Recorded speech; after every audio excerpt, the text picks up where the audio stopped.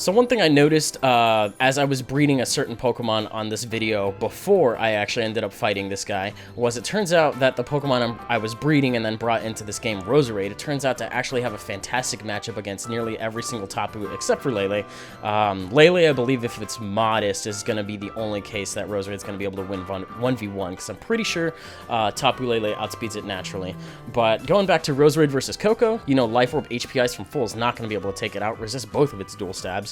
Roserade, you know, just a max special attack, max speed one, will outspeed all variants of Finny, except for, I'm not sure if Finny is actually even, you know, 90 or 95 neighborhood. I'd have to go check that out myself.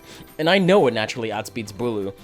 And it resists all of their dual stabs, so, you know, Fairy resisted by poison, and then Water, Electric, and Grass all resisted by grass, which is fantastic. So, if you want a cool thing, and you're having trouble with a little bit of the Tapus in there, bring yourself a Roserade. You know, I've always loved it since Gen 4, don't use it as often as I should, and I think now is a good time for it to shine. It's one of those Pokemon that, amidst, you know, the new faces, is not really seeing a lot of love, so go breed you one. I promise you'll have a good time with it.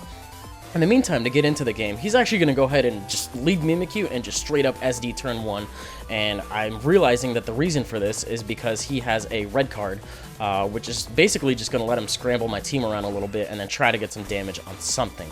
I do think this was probably a little bit of a mistake because if he had red carded me into Kamala, I really wouldn't have given a shit whatsoever, especially because I could have just sucker punched him immediately after that.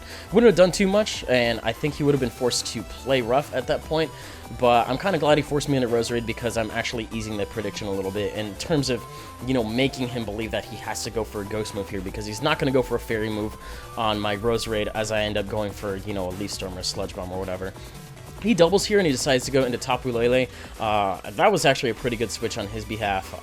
Not sure if it was expecting what I ended up doing, or if he just ended up doing it because he didn't like the matchup against Roserade. I'm not entirely 100% there. You know, maybe expecting to take a Giga Drain or Leaf Storm.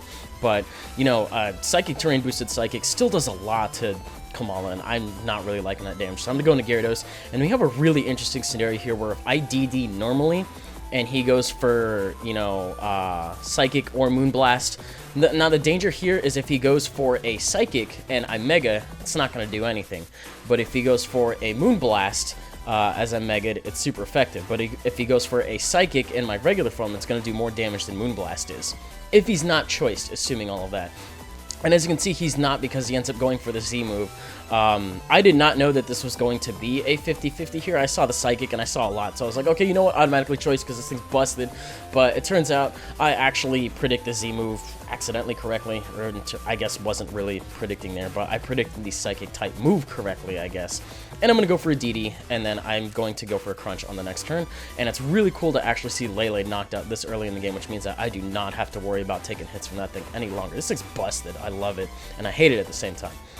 Now here's a really funny turn because we both actually forget Psychic Terrain is a thing thanks to Lele from earlier, because I'm actually going to go ahead and switch out and go into my Beware expecting to take a First Impression. I resist it. I've got Fluffy. I shouldn't take any damage from it. Metaphorically speaking. It turns out it's literally speaking because we both forgot about the Psychic Terrain there. But I still have a Choice Banded Beware here, and I'm actually going to go for the Shadow Claw, predicting the Mimikyu to come in, which I get correctly. I figure Shadow Claw would have done enough to the Golisopod, you know, potentially with a crit as well to force it into emergency exit. So I was okay with getting some middle ground there, and I don't think he had any normal types to immediately switch in on it. I don't think he actually has any normal types, so Ghost was a good choice there. But he's going to go ahead and bring in his Tapu Koko after losing his Mimikyu. I don't want to take a Dazzling Gleam, so I actually decide now is the perfect opportunity to switch into Roserade. The only thing that Roserade really has to fear from Tapu Koko, now that I'm thinking about it, is Brave Bird on a mixed set. But that's not something I've actually run into on Wi-Fi yet, and I mean, pardon me if I'm speaking incorrectly here, but I don't really see Brave Bird on videos or anything like that. I just straight up see a special set with, like, you know, T-Bolt, Volt Switch, Dazzling Gleam, and HP Ice is what I see most of the time. I've seen Calm Mind on occasion too, but I just don't see the builds with Brave Bird, which is why I had felt pretty good about bringing in Roserade there. So, as you can see, I'm actually able to take a Dazzling Gleam and an HP Ice, and I'm still doing pretty good, but this thing's a threat. So it stands to reason that the one thing you would bring in on this Water Dark threat happens to be the bulkier of the Water Darks. There are, I think, 3 Water Darks floating around right now. Sharpedo loses to Greninja unless it's speed boosted and it's running, I don't know what Sharpedo could honestly run to one-shot Greninja, but you honestly just need to be able to survive its hits if you're going to use that, and Sharpedo's not something that can do that. Gyarados with its fantastic bulk, resistance to most of the things that it does, is a pretty excellent thing to bring. So if you're having trouble with Ash Greninja, I would definitely say bring one of those with you too.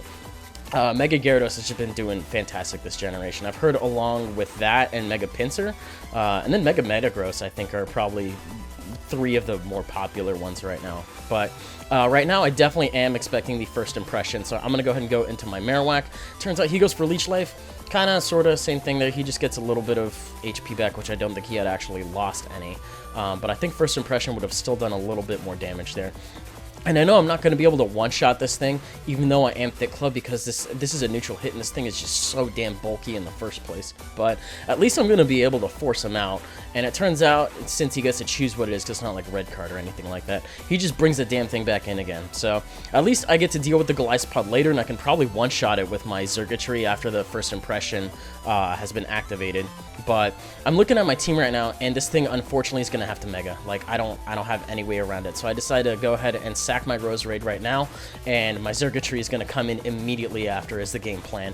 I don't think he has any resistances to it, and I don't have any reason to go for HP Ice as long as the Dragonite hasn't come in. So I figure I might as well just go for T-Bolts. If the D-Knight does come in immediately after, I'll break its scale, and then I can just kind of go from there. But for now, he has no reason to expect it Scarfed. He's probably just expecting me to bring this thing in because it's at full HP, and it can maybe take a hit, which, again, you know, I'm not sure about Xurkitree's natural bulk or anything like that, but maybe I could. I'm not sure. I probably wouldn't take it well, but turns out because I'm Scarfed, I'm actually just able to pick him off, and I get the nice Beast Boost there.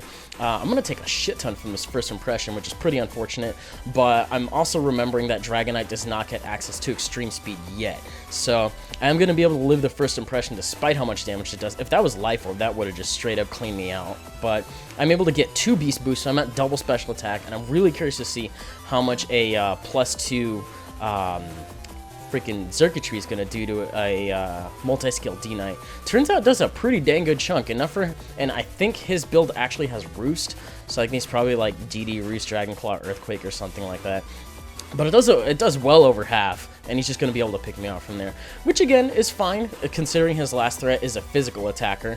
One of my last Pokemon I happen to have left, if I'm down to that many, I believe, is a, you know, it's a Beware. And Bear Force 1, you know, in one of my previous games is not able to do anything, but I think I can rightfully declare her the MVP here, because the D-Knight's not going to be able to roost all the way up to full, meaning multi-scale is broken.